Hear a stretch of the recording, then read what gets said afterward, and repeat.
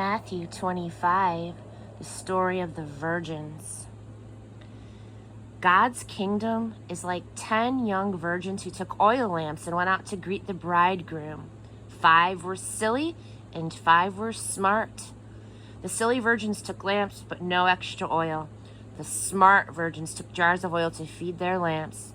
The bridegroom didn't show up when they expected him and they all fell asleep. In the middle of the night, somebody yelled out, "He's here, the bridegroom is here, go out and greet him."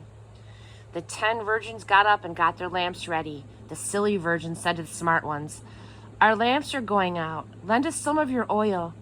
They answered, "There might not be enough to go around, go buy your own." They did. But while they were out buying oil, the bridegroom arrived. When everyone who was there to greet him had gone into the wedding feast, the door was locked.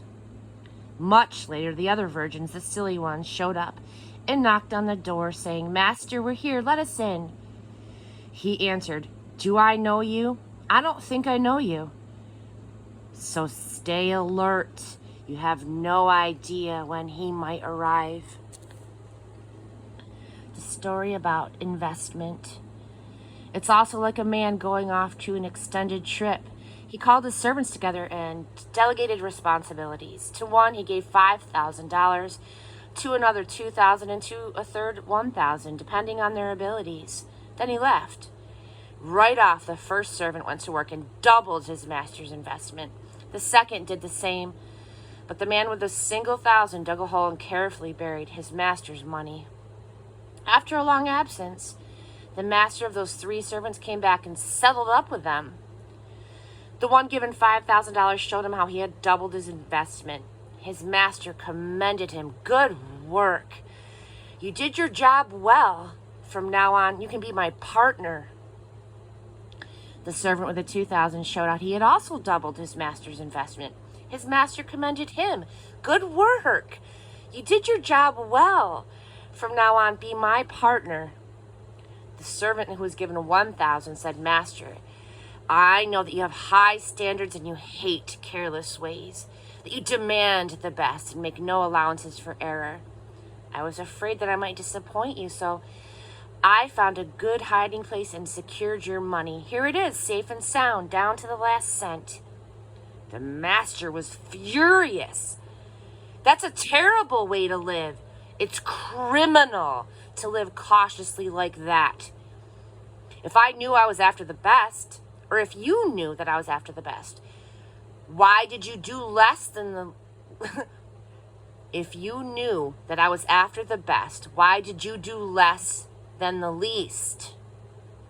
The least that you could have done would have been to invest the sum with the bankers, where at least I would have gotten a little bit of interest. Take the 1,000 and give it to the one who risked the most. And get rid of this, quote, play it safe person who won't go out on a limb. Throw him out into utter darkness." The sheep and the goats. When he finally arrives, blazing in beauty, and all of his angels with him, the Son of Man will take his place on his glorious throne. Then all of the nations will be arranged before him, and he will sort the people out. Much as a shepherd sorts out sheep and goats, putting sheep to his right and the goats to his left. And then the king will say to those on his right, "Enter, you who are blessed by my Father. Take what's coming to you in this kingdom. It's been ready for you since the world's foundation. And here's why. I was hungry, and you fed me. I was thirsty, and you gave me a drink. I was homeless, and you gave me a room. I was shivering, and you gave me clothes.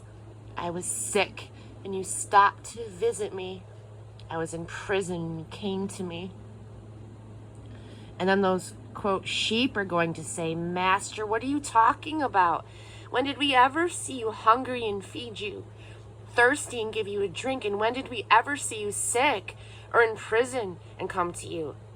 And then the king will say, "I am telling you the solemn truth. Whenever you did one of those things to someone who was overlooked or ignored, that was me. You did it to me."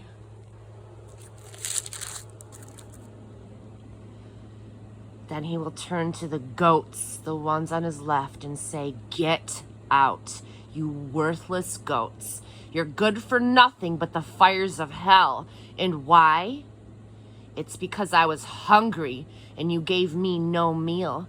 I was thirsty and you gave me no drink. I was homeless and you gave me no bed. I was shivering and you gave me no clothes. Sick and in prison and you never visited. Then those, quote, goats are going to say, "Master, what are you talking about? When did we ever see you hungry or thirsty or homeless or shivering or sick or in prison and we didn't help?" He will answer them, "I am telling you the solemn truth.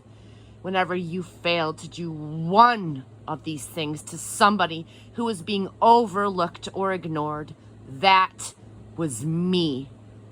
You failed to do it to me." Then those goats will be herded to their eternal doom, but the sheep to their eternal reward.